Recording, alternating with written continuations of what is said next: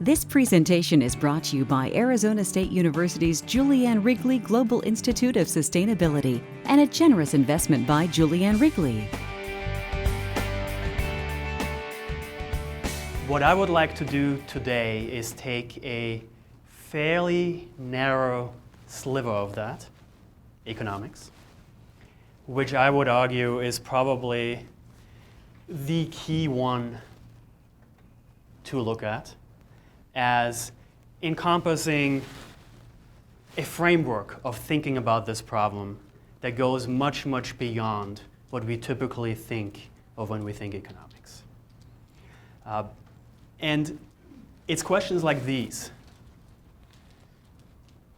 that we economists sort of look at and with sort of a very structured view, and frankly often come up with answers very different from what is expected, right? So what is expected of us as economists, so the stereotypical economist working to basically make money. Now, looking at a question like this,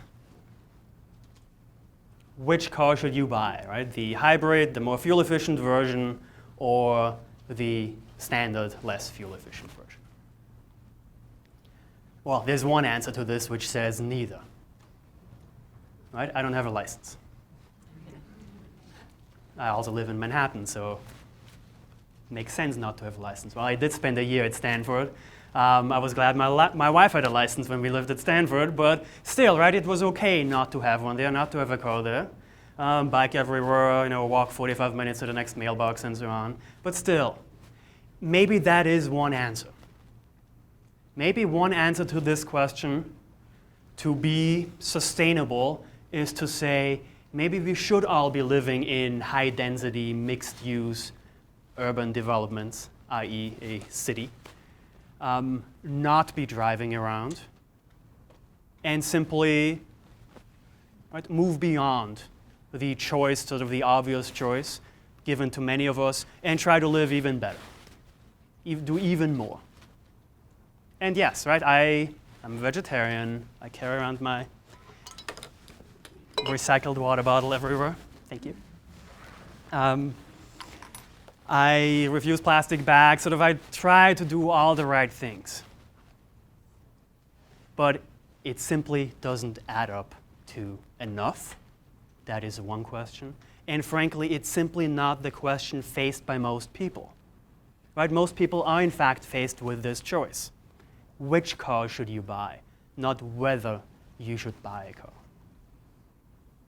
And it is really easy to make fun of economists trying to analyze this question. Right? Here is the standard view of how economists view this problem. You walk into the car dealership and you do a whole lot of things that no rational human being ought to be doing.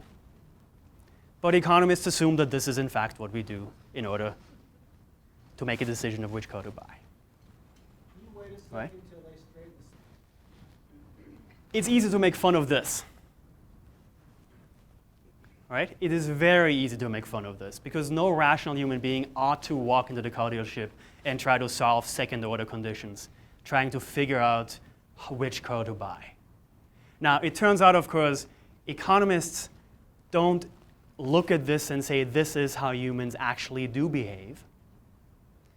We model human behavior and say people behave as if this was the case. But it is like looking at an expert billiard player who clearly has Newtonian physics figured out. But it's not like he is solving these Newtonian equations every time he plays. It's just as if he was very, very good at trigonometry and all these other topics that look like he is this expert physicist, that make him look like he is this expert physicist. So humans don't behave this way, right? So what does economics say? What can economics say to this? And given that it is so easy to make fun of this model, we've come up with all sorts of other things. Fuel economy labels, as an example. Right? it is not rational for you to do this calculation yourself, so let's have someone else do it for you. So this is EPA stepping in and redesigning fuel economy labels to look much closer to something that allows people to make the right choice. Right? The rational zombie economic model would lead us to believe that what we have on the top left here is perfectly sufficient to make the right choice. Well, it turns out that having information on how much you save, having information on how much it costs, fairly redundant, but still, comparing yourself to your neighbor makes a huge difference. And we should be designing labels this way. I'm not making fun of this. I have a couple of colleagues at EDF who work damn hard trying to make sure that labels like this are being put in place. We clearly need this. The only question is that enough?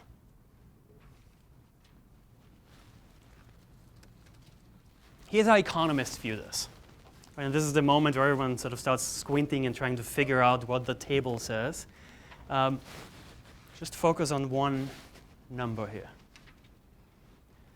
Two economists, Hunt Alcott and Nathan Wozni, who I'm happy to say about my age, did probably the most comprehensive study of car buying behavior, looking at how much are people willing to spend today for fuel savings later.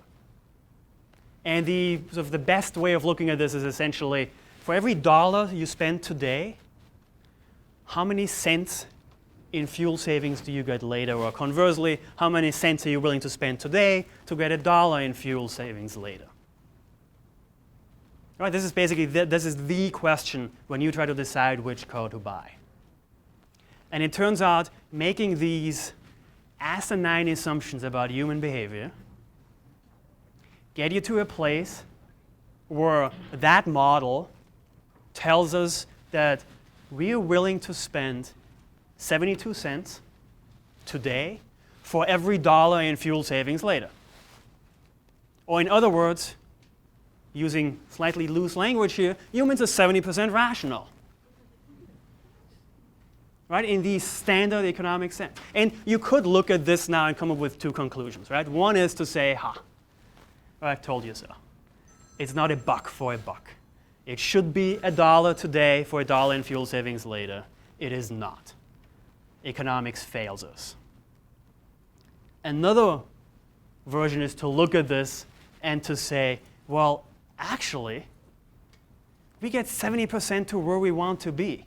Right? You ignore economics at your peril if you want to nudge people in the direction of buying the more fuel-efficient car. The most fundamental answer is to look at the price, at getting the price of gasoline up. I realize right around now this is not the most politically sensitive statement to make, but still, that is the answer. That is 2/3 of the answer. We need psychology, sociology, economic sociology, everything else to get us to 100. And we need those disciplines to put the price in place in the first place. But the policy answer is clear. It is not about telling people not to drive. It's not about shaming people into buying the right vehicle. It's about getting the incentives right.